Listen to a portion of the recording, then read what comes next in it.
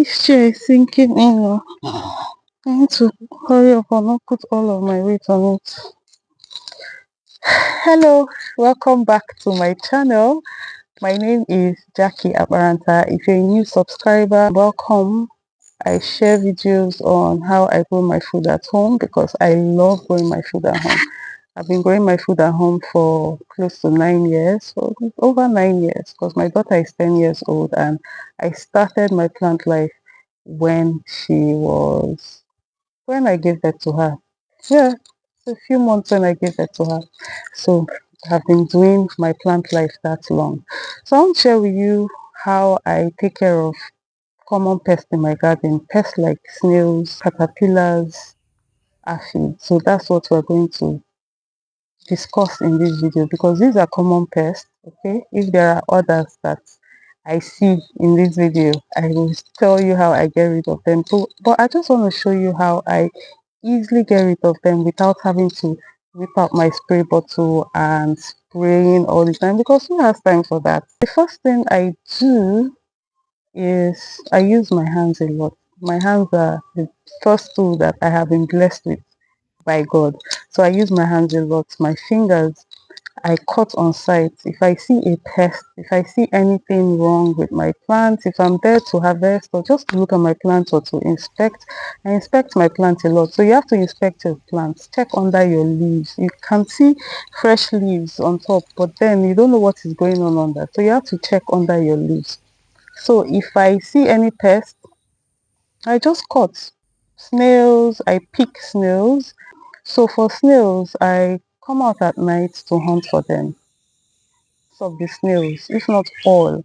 I like to eat the big ones. They are edible here in Nigeria, so it's a win for me. I hunt for them and then I eat them in the long run, but they are pests as well. So when I hunt for them, I reduce their population. When I come out at night to pick these snails, because they come out at night to feed, especially after every rain. So when they come out to feed, you come out to hunt for them, and by hunting for them, you reduce their population and almost getting rid of them completely from your garden. Although you may never get rid of them completely from your garden, but when you handpick them, you reduce their population and it helps a lot. Don't throw them away. They will come back. They will find their way back. Because they know where the food is. So they will always come back. You need to deal with them on site, alright? Except the pest attack is severe. Then I have to bring out my spray bottle and spray and do my neem solution. This is when it has passed and picking it or plucking with my or using my hands to favorite thing to do is to cut it immediately and trash it. I don't put it in my compost bin because I don't want all of that pest and disease back into my soil, because I'm going to use my compost in my soil. Alright, so you want to trash it. You want to get rid of that diseased plant. I cut for aphids, for caterpillars, I trim, do a lot of pruning. So this is a severe case of caterpillar attack. When you open some of the leaves, you're going to still see some of the caterpillars. So I know that the normal thing you would want to do is to start spraying with one thing or the other. See, it also has snails on it, snail attack on it. Why is this thing not focusing, for Christ's sake? Eh? Why don't you focus?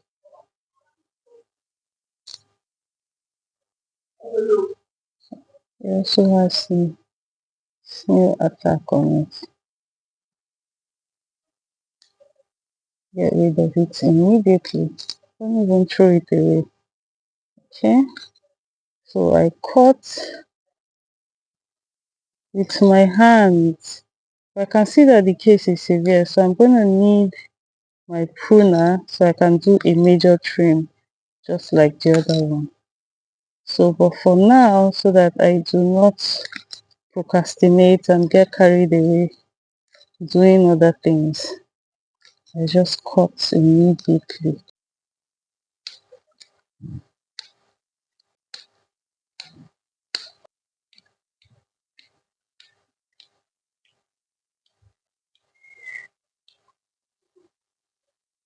So look at this curry leaf that had major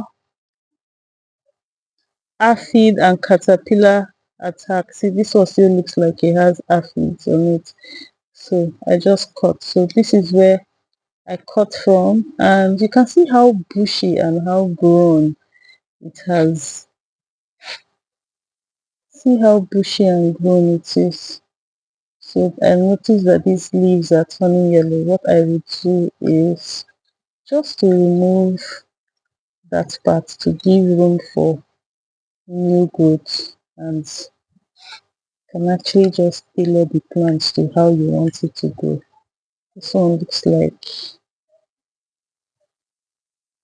can you see all that fresh growth? And it smells so good. And I harvest on time as well. For leafy vegetables like green, because I know caterpillars love green, including snails. But snails will prefer cabbage, kale, and the other things, cucumber leaves, green amaranth. Then this is what you should do. Always cut, no matter how severe it is. I don't really like spraying my green amaranth. I believe the cutting method has always worked for me. So I just cut it, no matter how severe the case is. The truth is, when you cut green amaranth, green wants you to trim. It doesn't want you to uproot when you're harvesting. When you trim, you get new shoots almost immediately. So when you cut all the affected parts, you have new shoots coming out with new fresh leaves. And then when you see that the leaves are a lot and they are fresh, please harvest and eat them. You don't want the pest to get them before you do. So regular harvest. And when you're harvesting, you're also pruning the plant. So you need to prune your plant a lot. When you prune plants like basil, you're encouraging it to bring out new shoots. In fact, it will even make the plant bushier, healthier. You have fresher leaves.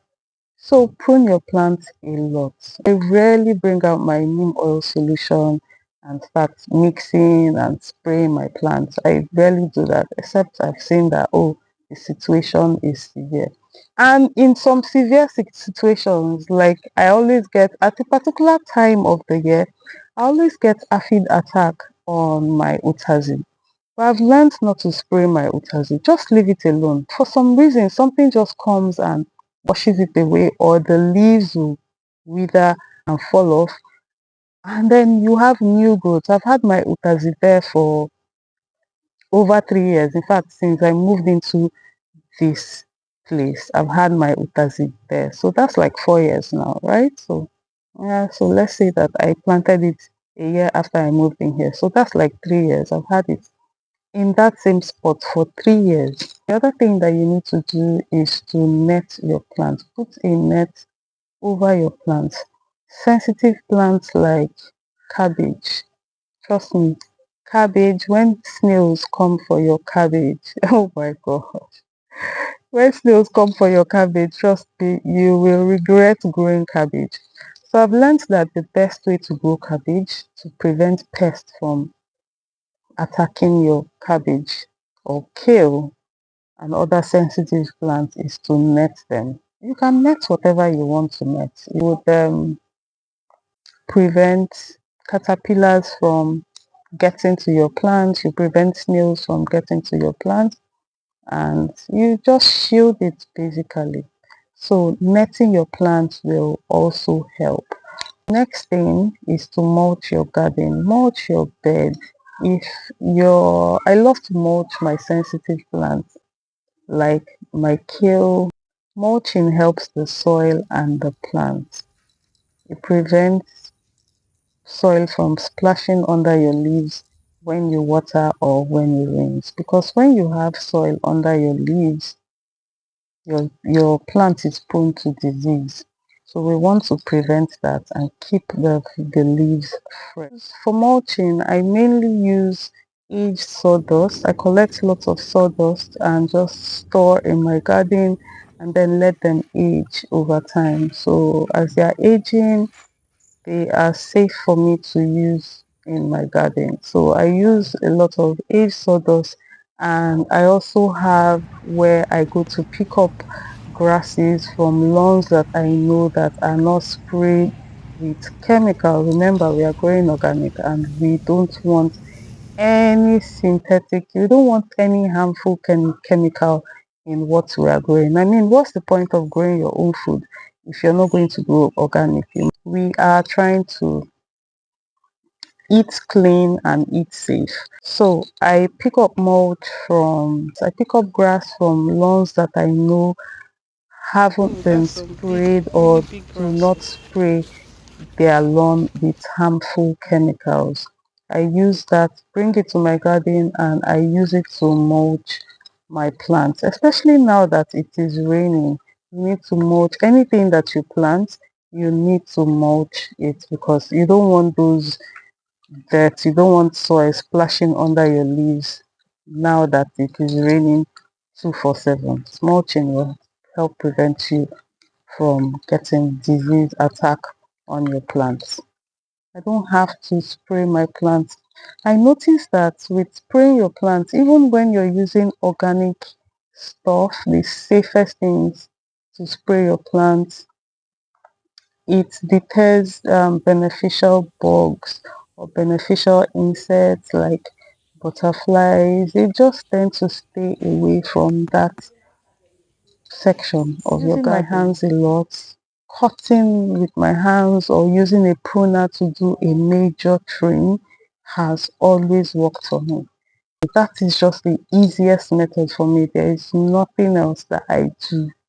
This is just the easiest method that I use in getting rid of most pests in my garden. And I have disease-free plants. But it doesn't mean that I still don't have pests. I do have pests in my garden, but I get rid of them as soon as I notice them. Caterpillars love lemon balm. So as long as the soil is super rich, as long as the soil that you're growing on is rich, then you are good. Because healthy soil is a healthy plant. The rains are here and I need to wrap up this video. Anyway, if you learned something from this video, please drop a like and let me know in the comment section the challenges you're having with growing food at home. Okay, I'll see you in my next video. Thank you for watching to this extent. Bye.